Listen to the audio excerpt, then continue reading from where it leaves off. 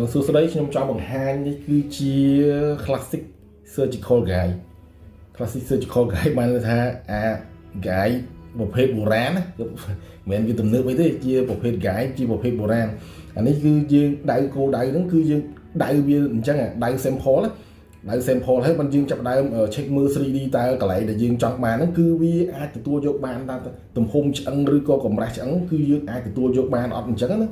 ហើយបើយើងចាប់ដើមទៅមើលកំ pl ែតគាត់ពាក់កំ pl ែតទេ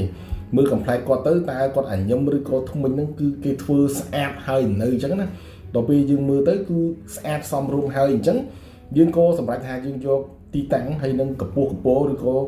យកធ្មេញហ្នឹងជាគោលតែម្ដងអញ្ចឹងណានៅក្នុងមាត់គឺគាត់ពាក់កំ pl ែតគឺអញ្ចឹងគឺរៀងគាត់អញ្ចឹងឯងបាទរៀងនៅក្នុងមាត់គាត់អញ្ចឹងណាបាទហើយអត់មានធ្មេញអញ្ចឹងអត់មានធ្មេញអីអញ្ចឹងទៅគឺកម្ពស់កម្រាស់អញ្ចាញគឺខាងក្រោមវាធ្ងន់ធ្ងរបើខាងលើវាគ្រាន់តែគឺថាវាស្រួលធ្វើខាងក្រោមវាពិបាកធ្វើអញ្ចឹងយើងត្រូវបើកអញ៉ែអញ្ចឹងទៅដល់ពេលខាងលើយើងគ្រាន់តែផាញ់ក៏បានដែរផាញ់ហ្នឹងគឺយើងវាអ្នកជំងឺគឺអត់ឈឺបាទហើយទី1គឺខ្ញុំត្រូវការដាក់គោលបាទដាក់គោលគឺខ្ញុំចោះនៅលើធ្មេញហ្នឹងតែម្ដងបាទចោះប្រហោងទៅដើម្បីមួល pin មួល screw ដើម្បីយកមួល screw ដើម្បីឲ្យបានទីតាំងដើម្បីយើងយកទៅថតណាបាទនេះបាទយើងដាក់ចោះវាហើយយើងមួល screw ចូល screw គឺគ្រាន់តែជា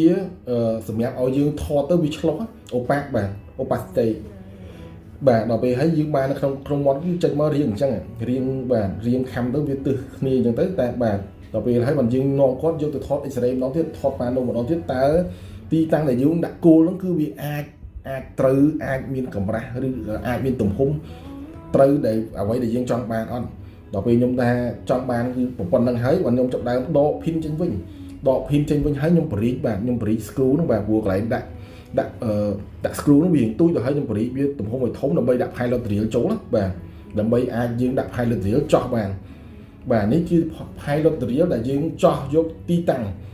យើងចោះយកទីតាំងទាំងអស់6អញ្ចឹងទៅណាយើងចោះបន្តិចធ្វើម៉េចឲ្យវាមុតសាច់ដើម្បីឲ្យឃើញដានឃើញស្នាមបាទបើចេញពីហ្នឹងមកទៀតបើខ្ញុំចាប់ដើមដកចេញទៅយើងដូចធ្វើដូចហ្គាយអញ្ចឹងហ្គាយគឺចំណែកគឺយើងត្រូវការយកមកគឺដាក់ផាញ់ទីស៊ុយផាញ់ដើម្បីចោះយកប្រហោងទីតាំងអញ្ចឹងណាខ្ញុំធ្វើដូចគ្នាអញ្ចឹងគឺដាក់ផាញ់ឲ្យគ្រប់ទីតាំង6ផងខ្ញុំអញ្ចឹងមកអញ្ចឹងណាដល់ហើយបើយើងឆ្កឹះយកកន្លែងដែលយើងចោះចេញមកបើយើងចោះយកគូលបាទចោះយកគូលបាទចោះយកគូលមួយទៅដើម្បីដាក់ parallel pin នេះឃើញដាក់ parallel pin ហើយនៅក្នុង socket នៅទាំងអស់គឺខ្ញុំប្រើ APOS extrude លាយជាមួយនឹង SPOS វាខាប់ទឹកហ្នឹងខ្ញុំបាញ់ចូលទៅគ្រប់រុនទាំងអស់ហ្នឹងព្រោះខ្ញុំជឿជាក់ថាវាជា growth factor ដែលអាចធ្វើឲ្យ implant របស់ខ្ញុំវាជោគជ័យខ្លាំងហើយនឹងល្បឿននៃការលូតលាស់គឺវាបានល្អអញ្ចឹងណាបាទខ្ញុំបាញ់ទឹក extrude ដែលខ្ញុំបានហ្នឹងគឺខ្ញុំបាញ់ចូលអស់ហើយបើខ្ញុំមួល implant ចូលគ្រប់កន្លែងគឺយើងដាក់ parallel pin មើលកាយមើលអីតើវាទីតាំងអ្វីដែលយើងចង់បានគឺវាស្អាតវាត្រឹមត្រូវវា parallel អត់អញ្ចឹងណាដល់ពេលអ្វីធ្វើរួចរាល់គឺយើងបានប៉ុណ្ណឹង